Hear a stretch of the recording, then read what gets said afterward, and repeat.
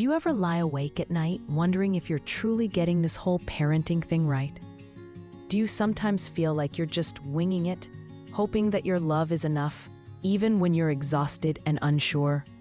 Or maybe you find yourself asking, how do I raise a good kid, a happy kid, a resilient kid in this crazy, fast-paced world without losing myself in the process? If those questions resonate deep within you, please know you are absolutely not alone. So many of us, as parents in our 30s and 40s, grapple with these same thoughts every single day. We're navigating careers, relationships, and the immense responsibility of shaping little humans. We want so desperately to be good parents, to build strong, loving connections with our children. But sometimes, the how feels overwhelming, like searching for a map in the dark. We see so many conflicting messages out there, so much advice. It's hard to know what truly matters, what really works in the trenches of daily family life. Today, we're going to quiet some of that noise. We're going to explore some truly foundational principles for good parenting. Think of this as a conversation, a chance to reflect on what really nurtures our children and our relationship with them. We'll be looking at how to show our love in ways they genuinely feel, how to create a sense of security through clear boundaries offered with kindness, how to truly listen and empower them to become capable individuals, and the profound impact of the example we set every single day. By the end of our time together, my hope is that you'll feel not just understood, but also equipped with some clear, actionable ways to deepen your connection with your children, to navigate the everyday challenges with a bit more confidence, and to feel more anchored in your own parenting journey, knowing you're focusing on what truly makes a difference. So let's start with the very bedrock of it all, the absolute foundation upon which everything else is built. Loving them unconditionally and making sure they know it, deep in their bones. This might sound obvious, right? Of course we love our kids. It's a fierce, all-consuming love. But the key here is making sure they feel it consistently for who they are, not just for what they do or achieve. Unconditional love is that safe harbor, that unwavering belief in them, even when they mess up, even when they're pushing every button we have. What's the message that says, you are enough, just as you are? My love for you doesn't depend on your grades, your behavior, or your successes. Think about it from their perspective. The world can be a tough place. School can be hard. Friendships can be tricky. Knowing that there's at least one place, one person who loves them without any strings attached, that's incredibly powerful. It builds their self-worth, their resilience, their courage to try new things and to be themselves. So, how do we actually show this unconditional love in our busy lives? It's often in the small, consistent things. First, our words. Saying I love you is important, and saying it often, but it's also about the way we talk to them. It's about affirming their character. I love how kind you were to your brother, or I see how hard you're working on that. I'm so proud of your effort.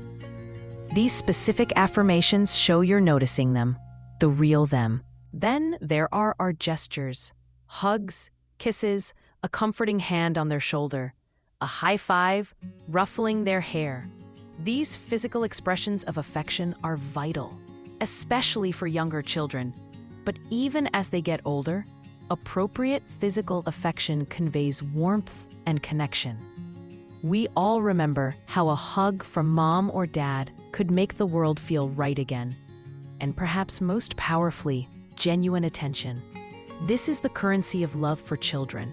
It's not just being in the same room, it's being present. Putting down your phone, turning off the TV, and truly listening when they talk. Maybe it's just 10 or 15 dedicated minutes each day for each child. Reading a book together, playing a silly game, or just chatting about their day before bed. This quality time, where they have your undivided focus, tells them, you are important to me. What you have to say matters. Listen more than you talk. Ask open-ended questions. What was the best part of your day? Or, what's something you're thinking about lately? This isn't about grilling them. It's about creating a space where they feel safe to share their thoughts and feelings, big or small. When they share, just listen. Don't jump in with solutions unless they ask. Just let them know you hear them. That validation is pure gold. I remember a friend telling me her son, who was usually pretty quiet, started opening up about some worries he had at school, simply because she started sitting on his bed for 10 minutes each night. No agenda, just being there. It took a few nights of silence, then a trickle, then a flood. That consistent, patient presence made all the difference. Now, loving them unconditionally doesn't mean we let them run wild. In fact, providing a sense of security and guidance through clear expectations is another profound way we show our love. This brings us to our next key area, setting those all-important limits and rules, but doing so with a focus on teaching, not just punishing. Think of rules and limits not as restrictions, but as guardrails on a bridge. They help children feel safe and secure because they know what's expected, what's acceptable, and what the boundaries are. Without them, the world can feel chaotic and unpredictable, which can be really unsettling for a child. When kids know the rules, they understand how to navigate their world successfully. The first step here is making sure those rules are clear and age-appropriate, of course. What you expect from a 4-year-old is very different from a 14-year-old. For younger kids, rules might be simple. We use gentle hands. We put our toys away after playing. We use our inside voices inside. For older kids and teens, rules might involve screen time, curfews, or responsibilities around the house. Whatever the rules are, it's important to explain the why behind them in a way they can understand. It's not just because I said so. It's, we put our toys away so they don't get broken and so no one trips on them.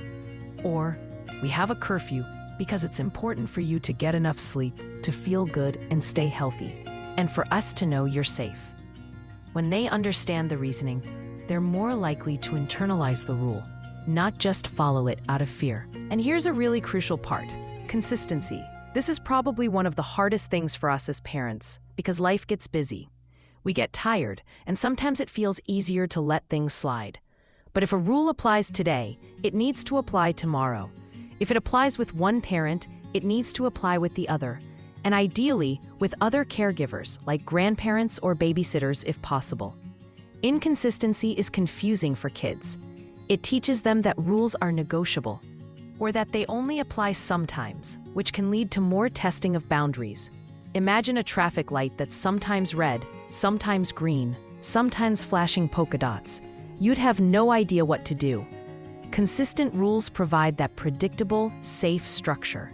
Now, what happens when rules are broken? Because they will be. That's part of learning. This is where positive discipline comes in, and it's a really different mindset from punishment. The goal of discipline isn't to make our children feel ashamed or afraid. It's to teach them. It's about helping them understand the impact of their actions and learn how to make better choices next time.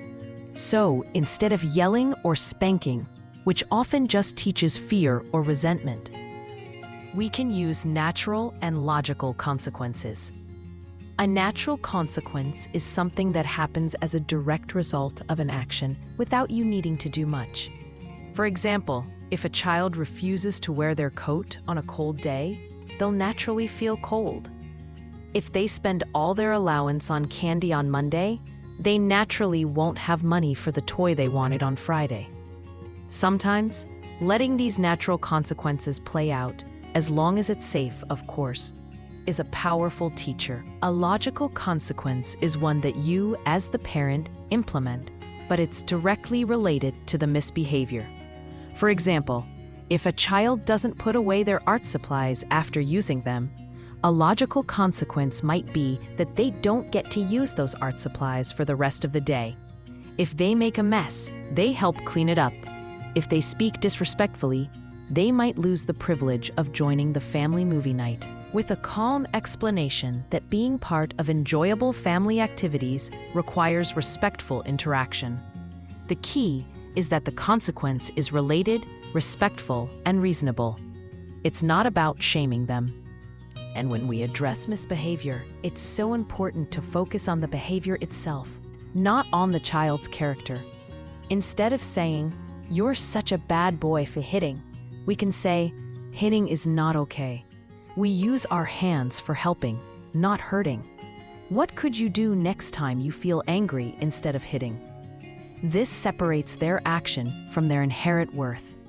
It teaches them that they made a mistake, but they are not a mistake. It also opens the door for teaching them how to make amends, how to apologize genuinely, how to fix what they broke, or how to do something kind for the person they hurt. This teaches responsibility and empathy. For instance, if siblings are fighting over a game and one snatches it, a positive approach might involve guiding them to talk about how that made the other feel, and then helping them come up with a plan to share. Maybe using a timer. It's more work in the moment than a quick timeout, but it teaches valuable life skills. This focus on teaching them how to navigate their world and their emotions leads us beautifully into another vital aspect of raising capable and well-adjusted kids. Really listening to them and fostering their growing independence. We've touched on listening as a way to show love, but active listening goes deeper. It's about truly hearing what our children are saying, both with their words and their behavior, and respecting their feelings, even when those feelings are big, messy, or inconvenient for us. Think about how you feel when someone truly listens to you, when they make eye contact, nod, and really try to understand your perspective without interrupting or judging. It makes you feel valued, understood, and connected. Our children crave that from us. So when your child comes to you, whether they're bubbling with excitement or overwhelmed with frustration, try to pause what you're doing. Get down on their level if they're little, and really tune in. Make eye contact. Reflect back what you hear them saying. "So, you're feeling really angry because Sam took your truck?" Or, "It sounds like you're sad that the play date is over." This does a couple of things. It shows them you're listening, and it helps them put a name to their emotions. And this is so important. Validate their feelings. All feelings are okay. Sadness, anger, fear, jealousy, excitement, joy. It's what we do with those feelings that matters. Too often, as parents, we rush to fix things or dismiss their emotions, especially the negative ones. We might say, "Oh, don't cry, it's not a big deal," or "There's nothing to be scared of." But to them, in that moment, it is a big deal, and they are scared. When we dismiss their feelings, we inadvertently teach them that their emotions aren't valid or that they shouldn't express them. Instead, try acknowledging and accepting the emotion. "I can see you're really disappointed we can't go to the park today because of the rain. It's okay to feel disappointed." Then you can help them learn healthy ways to manage those emotions. Maybe it's taking deep breaths when they're angry, drawing a picture of what's scaring them, or talking about what's making them sad. This builds their emotional intelligence, a skill that will serve them for their entire lives. Alongside this emotional support, we also need to encourage their independence and autonomy. It's so tempting, especially when we're in a hurry, to just do things for our kids. Tie their shoes, pack their bag, solve their little squabbles.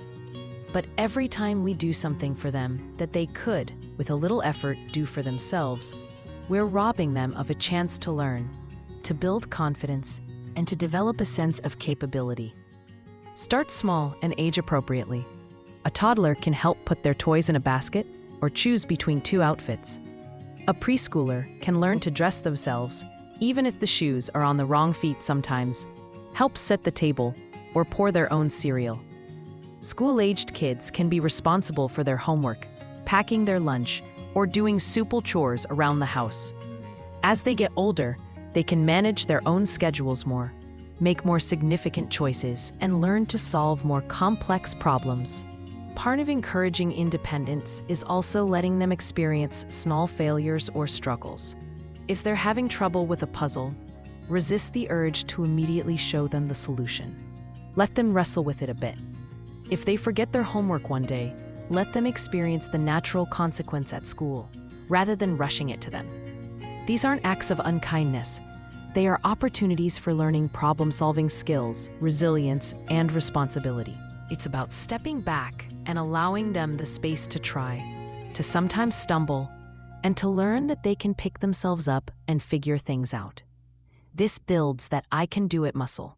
For example, my neighbor's daughter used to always ask her mom to mediate her disagreements with friends.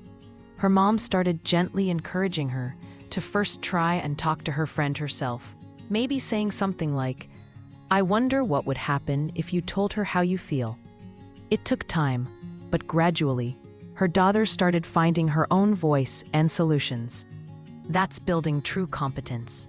Of course, as they navigate these emotions and strive for independence, they're constantly looking to us, their parents, to see how it's done.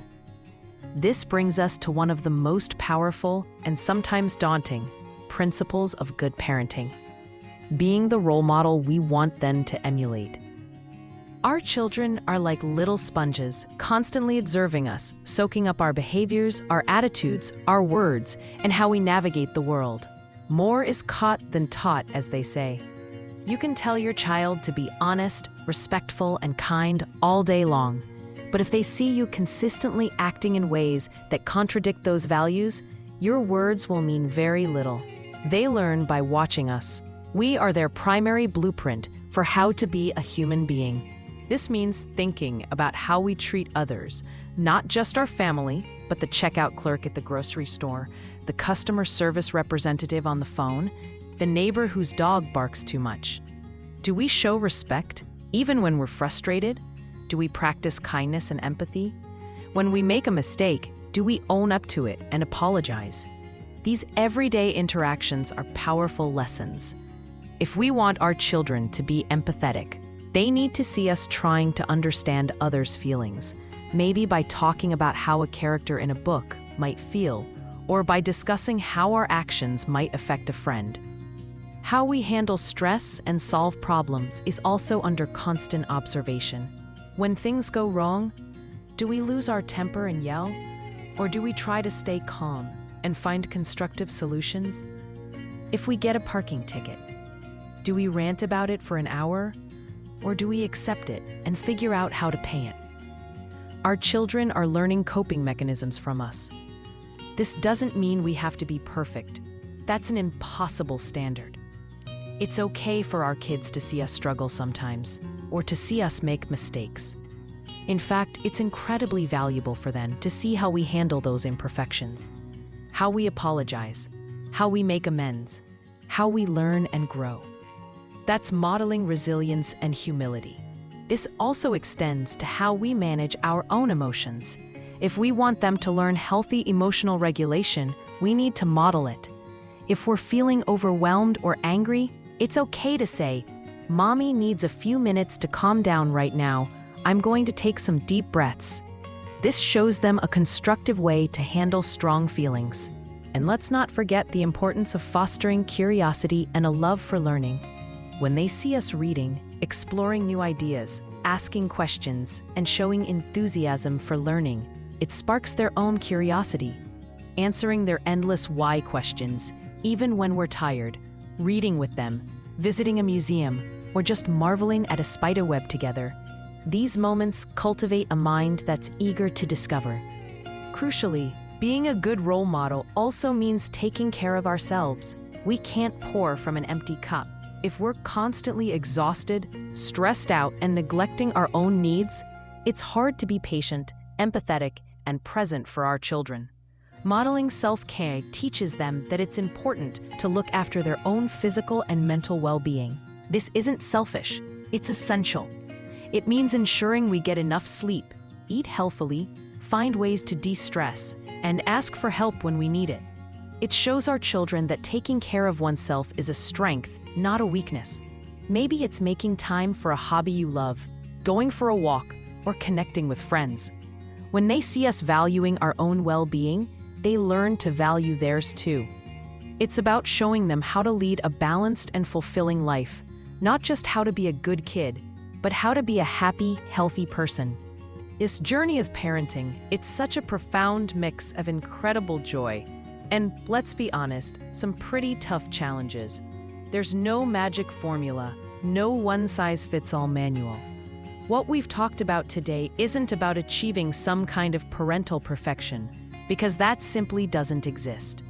Instead, it's about striving for connection, for understanding, and for growth, both for our children and for ourselves. It's about those small, consistent efforts, day in and day out, to build a foundation of love and respect within our families. It's about navigating the missteps with compassion, for our kids and for ourselves, and remembering that every interaction is a chance to strengthen that bond, to teach and to learn. The very fact that you're here, seeking to understand and improve, speaks volumes about your love and dedication as a parent. Please remember, you have an incredible capacity to make a positive difference in your child's life. You don't have to get it right every single time. What matters most is your presence, your willingness to learn and adapt, and the deep love that fuels everything you do. Trust your instincts, be patient with the process, and know that you are shaping an amazing human being. The effort you put in today, nurturing these connections and teaching these values, will ripple out in ways you can't even imagine, creating a legacy of love and strength for years to come. You are doing better than you think you are. If this conversation resonated with you and you'd like to continue exploring ways to build stronger family connections, we'd love for you to be part of our community here at Family Connection Hub. Please consider giving this video a like if you found it helpful, share it with other parents who might benefit, and subscribe to our channel for more support, insights, and shared learning on this incredible parenting adventure. We're all in this together, and we're so glad you're here.